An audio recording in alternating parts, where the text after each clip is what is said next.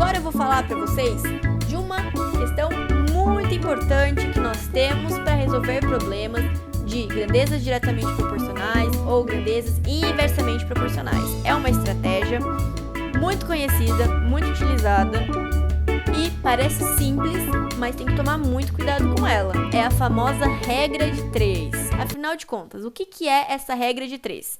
Bom, a regra de 3 estabelece que se nós temos grandezas diretamente proporcionais ou inversamente proporcionais, a partir de 3 valores, dessas grandezas envolvidas, nós conseguimos encontrar também um quarto valor, mantendo a mesma proporção, obviamente. Então, por isso que seria uma regra de 3, porque nós precisamos de 3 valores para poder encontrar o quarto valor na proporção. Então, permite descobrir um valor não identificado por meio de outros 3. Eu coloquei aqui para vocês, meio que genericamente, um passo a passo, entre aspas, do que a gente precisa fazer para solucionar eficientemente um problema que precise de regras de 3, certo? Para sua solução. Então, primeiro, o que a gente faz? A gente vai identificar e agrupar as grandezas de mesma espécie. Então, quando nós lemos o problema, façamos primeiro uma análise. É massa? Tempo? Real, no caso dinheiro? Volume? O que é? Vamos identificar as grandezas e vamos agrupar. Tudo que é massa com massa, tempo com tempo, real com real, volume com volume. Pensemos lá na história da pré-escola. Maçã com maçã, laranja com laranja. Vamos agrupar essas grandezas. Depois de agrupadas as grandezas, nós temos que estudar e analisar. Isso aqui agora vai da lógica de cada um. É da lógica matemática. Nós temos que analisar como que essas grandezas vão se relacionar entre si. Serão grandezas diretamente proporcionais ou inversamente proporcionais? E após determinada a proporcionalidade direta ou inversa entre essas grandezas, nós conseguimos, a partir da razão de proporcionalidade, obtendo a razão de proporcionalidade, nós podemos realizar a regra de 3, a multiplicação cruzada, e achar o valor que nós estamos procurando. Bora entender um pouco melhor o que é isso. Bom, a princípio, vale dizer para vocês que nós temos 2 tipos de regra de 3. Sério? Como assim? Bom, a regra de 3 simples é a regra de 3 em que nós temos apenas uma razão de proporção entre 2 grandezas. Então, leva para a vida. Razão de 3 simples, só 2 grandezas envolvidas. Bom, vamos pensar agora, se eu digo para vocês que eu tenho um fluido alfa, certo? Eu tenho um fluido alfa e eu tenho também na minha casa um vaso de 30 litros. E eu, como estou sem fazer nada aqui na minha casa, eu me pergunto, poxa vida, mas nesse vaso de 30 litros, quantos quilogramas será que cabe de fluido alfa? Eu sei que comporta 30 litros, mas quantos de quilogramas isso comportaria?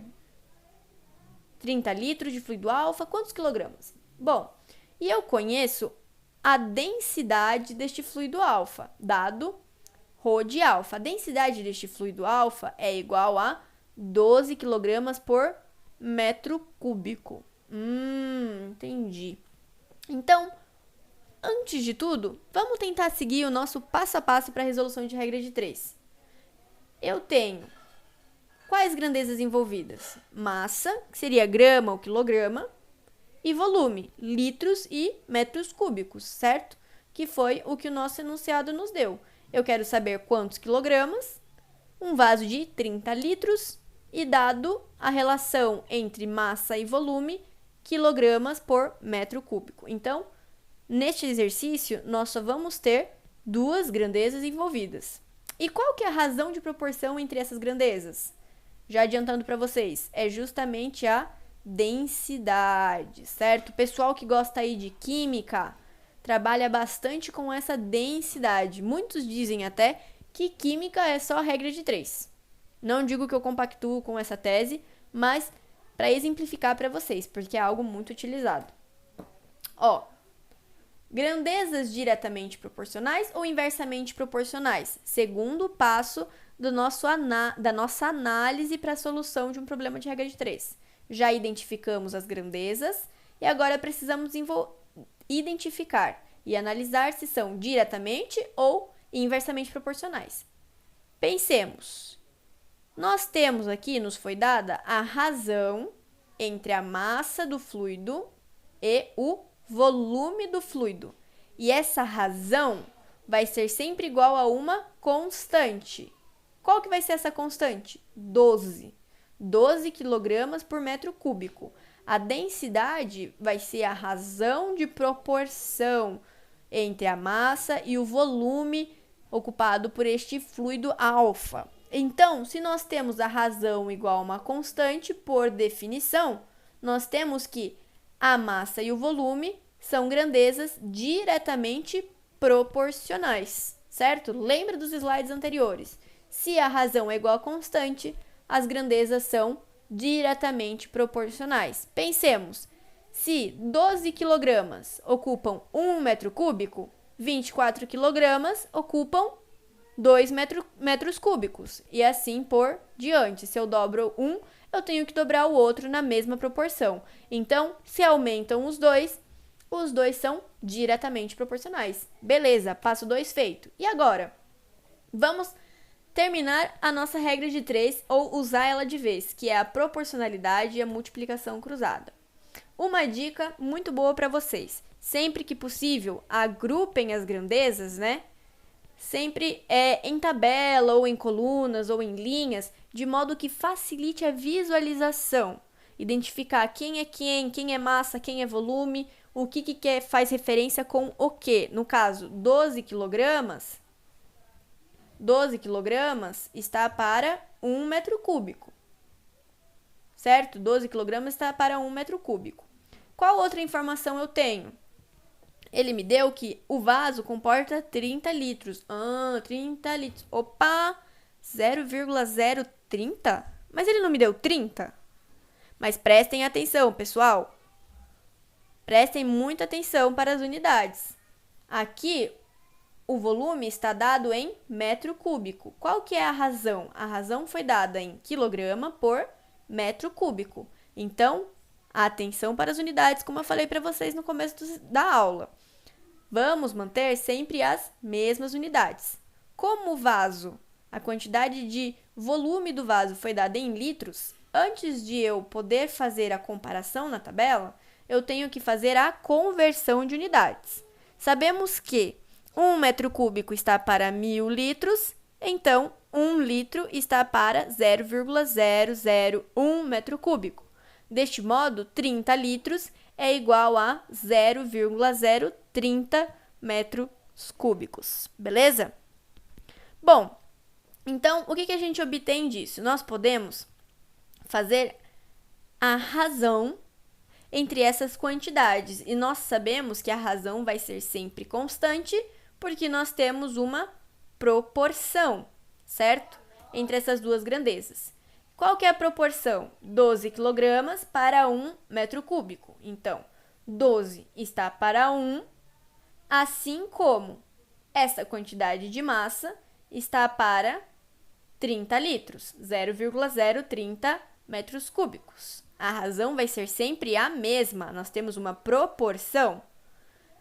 Fazendo a multiplicação em cruz, 1 vezes x é igual a 12 vezes 0,030. Isso dá pra gente que o nosso x é igual a 0,36. O que isso significa? Significa que num vaso de 30 litros, eu consigo colocar 0,36 kg de fluido alfa. Seja esse fluido alfa um fluido genérico, certo, gente? Um fluido imaginário. Então, nós utilizamos a regra de 3 simples. Conhecíamos 3 valores e queríamos determinar um quarto valor dentro da mesma proporção. Pensemos agora num outro caso, a regra de 3 composta. Bom, a regra de 3 composta não é simples, como já o próprio nome diz. Isso diz pra gente que nós vamos ter mais de uma razão de proporção entre grandezas. Então, nós vamos ter pelo menos mais de 2 grandezas envolvidas. Lembremos que no outro exercício nós tínhamos só a relação entre massa e volume, duas grandezas. Já quando o problema apresenta a relação entre mais de duas grandezas, nós precisamos fazer a regra de 3 composta. Então, na regra de 3 composta, para solucionar o nosso problema, nós temos que primeiro identificar qual grandeza vai se relacionar e vai ser proporcional com relação às outras duas. Após identificar, no passo a passo, de agrupar GDP ou GIP, na hora de fazer a multiplicação cruzada, nós temos que analisar se for GDP ou GIP, como que nós vamos multiplicar essas proporções. Nós vamos fazer a multiplicação das proporções. Então, se uma grandeza é proporcional às outras duas, nós vamos multiplicar as proporções, essas proporções que vão nos ser dadas ou obtidas, logicamente, pelo exercício, ok? Então, um exemplo muito comum de aparecer nos vestibulares, de aparecer em concurso, Enem adora a regra de 3 composta. Quem nunca viu um exercício desse tipo? 16 máquinas de costura aprontaram 720 uniformes em 6 dias de trabalho. Beleza. Quantas máquinas serão necessárias para confeccionar 2.160 uniformes em 24 dias? Putz, mas agora como é que eu faço? Ele quer saber quantidade de máquinas para confeccionar uniformes, 24 dias. Vamos com calma, pessoal. Vamos com calma? Vamos estruturar o nosso passo a passo para solucionar problemas envolvendo regra de 3. Primeiro de tudo, vamos identificar as grandezas envolvidas e agrupá-las. Quantas grandezas envolvidas nós temos neste problema? Bom, ele falou que 16 máquinas de costura aprontaram 720 uniformes em 6 dias de trabalho. Então, as nossas grandezas seriam as máquinas, os dias e os uniformes. Porque ele deu 3 quantidades de grandezas diferentes. 16 máquinas, 720 uniformes, 6 dias de trabalho. Organizando novamente as nossas grandezas em tabelas, ou em colunas ou linhas, como vocês preferirem, mas de modo que fique visual o que está acontecendo, nós obtemos aqui que temos 16 máquinas, aprontam 720 uniformes em 6 dias. O que eu quero descobrir? Quantas máquinas vão ser necessárias para confeccionar 2.160 uniformes em 24 dias. Como que a gente vai fazer isso? Primeiro de tudo, vamos identificar se as grandezas são diretamente ou inversamente proporcionais. Para isso, eu preciso fixar quem eu quero descobrir, que é máquinas. Então, eu vou estudar como que as máquinas se relacionam com os uniformes e com os dias. Para isso, eu tenho que pegar de 2 em 2, certo? Então, vamos fixar. Vamos analisar a relação, entre as máquinas e uniformes primeiro. Pensemos. Fixando o número de dias, certo? Vamos manter 6 dias. Eu sei que em 6 dias, com 16 máquinas, eu consigo produzir 720 uniformes. Ok, mantive o número de dias fixos.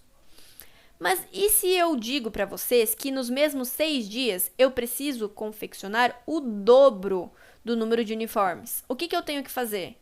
Bom, se com 16 máquinas eu produzo 720, no mesmo número de dias, para produzir o dobro de uniformes, eu vou precisar do dobro do número de máquinas. Então, se eu quero aumentar a quantidade de uniformes, eu aumento na mesma proporção o número de máquinas, pensando no mesmo intervalo de dias, número de dias fixado. Então, eu obtenho que, se o número de máquinas aumenta para o mesmo intervalo de dias, o número de uniformes vai aumentar na mesma proporção e vice-versa. Então, as máquinas e uniformes são grandezas diretamente proporcionais. Percebamos. Se as máquinas aumentam, os uniformes aumentam também. mantendo dias constantes. Beleza. Agora vamos analisar como que as máquinas se relacionam com o número de dias, se nós mantermos o número de uniformes constantes. Então, para poder analisar de 2 em 2, a gente sempre vai ter que fixar uma das grandezas. Vamos fixar os uniformes agora. Bom, eu sei que para produzir 720 uniformes com 16 máquinas, eu preciso de 6 dias. Entendi. Mas, e se porventura eu tenho um problema na minha linha de produção e uma das minhas máquinas, ou 2 ou 3, tem algum apresentam algum defeito e precisam de manutenção, então eu tenho que paralisar. Pensemos, para produzir esses mesmos 720 uniformes, agora com 10 máquinas, 8 máquinas, quantos dias eu vou precisar? Vai aumentar ou vai diminuir o número de dias? Se eu tive problema nas máquinas, consequentemente, eu vou demorar mais tempo, porque eu vou estar com menos máquinas. Com o menor número de máquinas, para produzir a mesma quantidade de uniformes, eu vou precisar de mais dias. Ou vice-versa. Pensemos, se eu pretendo diminuir o tempo de produção, por exemplo, 6 dias é muito tempo para produzir só 720 uniformes. Eu quero produzir 720 uniformes em 3 dias. Para eu conseguir produzir 720 uniformes em 3 dias, eu necessariamente tenho que aumentar o número de máquinas, aumentar a produção para conseguir diminuir o tempo para a produção. Fez sentido? Então, se eu aumento o número de máquinas, eu diminuo o número de dias. Ou, se eu quero diminuir o número de dias de produção, eu preciso aumentar o número de máquinas, pensando na mesma quantidade de uniformes. Beleza? Dessa análise, a gente obtém que as máquinas de uniformes se comportam como grandezas diretamente proporcionais. E já as máquinas e dias se comportam como grandezas inversamente proporcionais. Agora, pensando no nosso terceiro passo, do passo a passo para a resolução de problemas envolvendo regra de 3, nós podemos dizer que, mantendo a proporção e fazendo a multiplicação cruzada, 16 dividido por x, que é o que eu quero descobrir, a razão do número de máquinas é igual à razão do número de uniformes vezes a razão do número de dias. Porque esta razão vai me dar uma proporção e esta razão vai me dar outra proporção. E o que a gente tinha aqui? Que quando uma grandeza é proporcional a outras duas, nós multiplicamos as proporções. Então, eu vou multiplicar esta razão por esta razão. Entendemos. Então, 16 sobre x igual a 720 sobre 2.160. Vou multiplicar pela outra razão. Vezes, prestem atenção, gente. Muita atenção aqui. Tá até em vermelho para vocês darem uma atenção a mais. Beleza, pessoal? Notemos. Nós temos que o número de dias e a quantidade de máquinas são grandezas, inversamente proporcionais.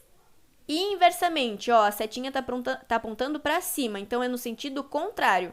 Como é no sentido contrário, eu inverto o sentido da razão. Então, em vez de ser 6 sobre 24, é 24 sobre 6, porque são G e P's. No caso de máquinas uniformes, que são grandezas diretamente proporcionais, eu mantenho o mesmo sentido, certo? Se eu estou indo de 16 para x, 720 sobre 2.160.